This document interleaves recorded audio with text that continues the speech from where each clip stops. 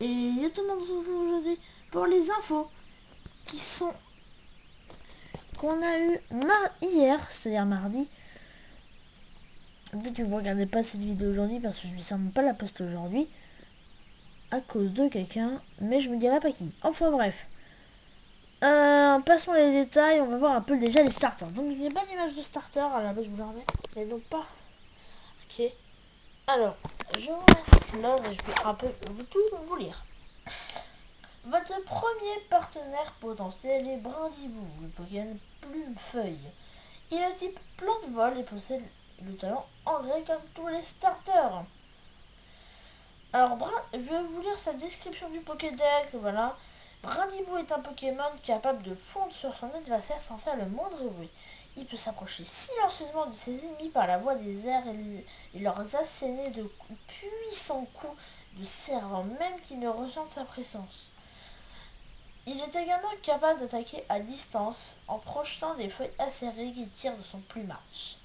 Pour surveiller les alentours, Brindibou peut faire pivoter sa tête à 180 degrés, particularité que seuls les hiboux, et encore je ne sais même pas sûr que les chouettes aient cette particularité, pour tourner leur tête à 180 degrés. Il me semble même qu'il y a eu une chouette qui a été découverte et qui a pu faire tourner sa tête à 360 degrés. C'est énorme. C'est d'ailleurs exactement ce qu'il fait en combat pour recevoir les instructions de son dresseur. Alors, il possède une nouvelle attaque, ses feuillages. Alors, vous pouvez également choisir Flammez-vous, le Pokémon Chat-Feu. Alors, Chat-Feu, hein, voilà. L'originalité, tout la met là où je pense. Il est de type feu et possède le talent brasier, encore une fois. Comme tous les starters. Malgré son pelage riche en huile hautement inflammable, donc on peut imaginer une attaque à propos de l'huile, hein, genre de déshuilation, et genre ensuite il peut faire une puissante attaque de type feu en mode mitrapoint. Flammioux s'est gardé la tête froide. Il se sert il se sert des poils qu'il avale lors de sa toilette pour créer des boules enflammées. Zibre attaqué. En plus, ça doit bien faire chier quand tu te reçois les plats dans la gueule.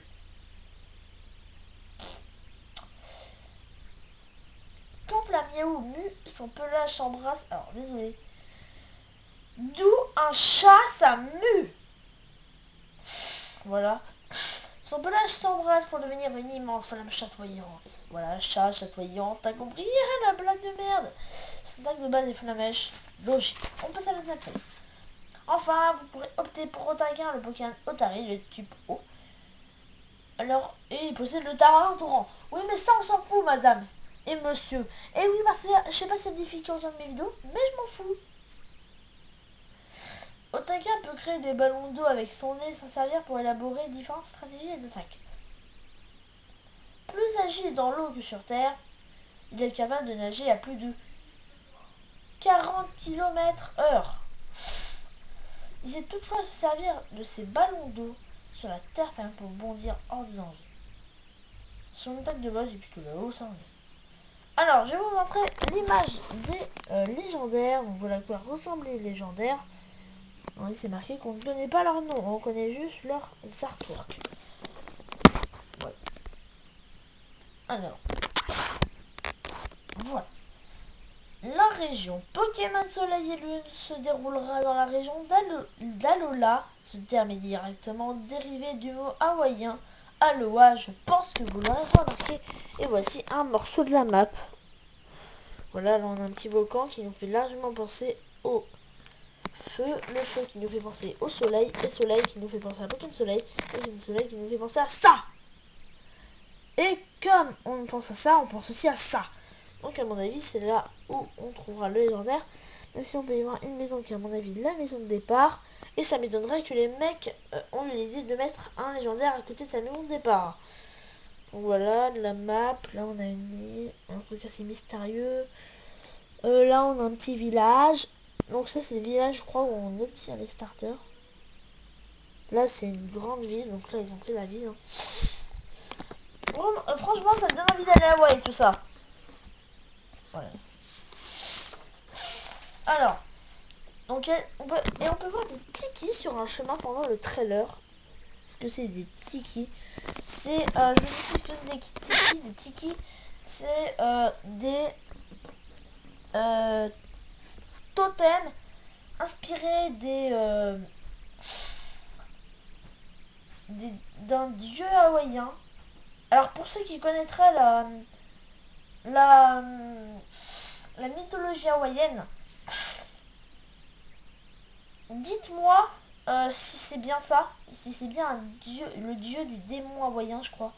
Je suis pas sûre. Alors, le professeur, la personne qui vous accueillera dans la région d'Alola est le professeur Euphorbe. Euphorbe, qu'est-ce que c'est une plante. Non, sans blague. Chêne, orbe, séco, sorbier, séribou, LOL, Ketelleria, les mecs n'avaient pas plus compliqué. Platane, et maintenant Euphorbe. D'accord. Je vous montre la tête du mec. Voilà. Le mec, je sais pas si vous voyez, mais torse nu, on verra plus tard dans une autre image. Voilà ce qu'il va nous dire. Tout d'abord, laisse-moi te souhaiter à nouveau la bienvenue à Alola, le paradis des Pokémon. Qu'est-ce que ça souligne? En fait, qu'est-ce que ça souligne? Le à nouveau là. À mon avis, ce à nouveau, il va entraîner un suspense maintenant que j'en ai parlé, voilà. Ils vont dire, oh, c'est notre père et tout, voilà. Il vous confiera également votre Pokémon de départ, avec son chignon, sa casquette et sa blouse ouverte. Nul doute qu'Alola est une région où il fait très chaud. Ça, je te le fais pas dire. Donc voilà, donc là, c'est une sorte de maître de dojo. Donc là, vous voyez, je vais te buter, salope. Je vais te buter. Donc voilà les 3 starters de dos. Donc voilà, donc lui, c'est Brindibou, Flamiaou et Otaka, à mon avis, vous l'aurez remarqué. Alors, le rival, on n'a aucune information sur le rival, sauf son design. Voilà. En mec très hawaïen. Alors, à propos des nouvelles attaques, le communiqué de presse nous indique que Brindibou possède une toute nouvelle attaque nommée Feuillage. Son effet pour l'instant inconnu, mais devrait être similaire aux attaques pistolet à eau et Flamèche. Du coup, ça souligne que peut-être que Flamiaou et Otaka auront une nouvelle vidéo. Et enfin, ce que vous attendez tous pour la fin, les dates de sortie. Oh my god! Pokémon Soleil et Lune seront bien entendu distribués à la fin en Europe. Ils sont distribués le 18 novembre au Japon et aux USA et le 23 novembre en Europe.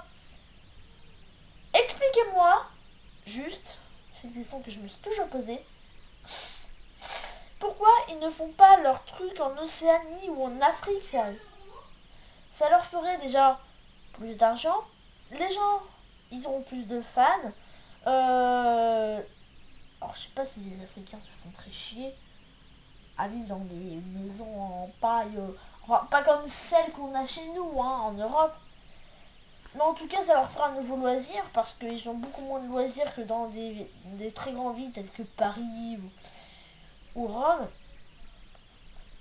Voilà, merci d'avoir regardé cette vidéo. Et surtout, je ferai des vidéos à chaque fois qui nous donneront des infos. Et regardez la tête des légendaires. Je prends... Alors, par contre, dites-moi dans les commentaires quelle version vous prendrez. Pokémon Soleil ou Pokémon Lune, et quel starter vous prendrez. Merci d'avoir regardé cette vidéo et bye tout le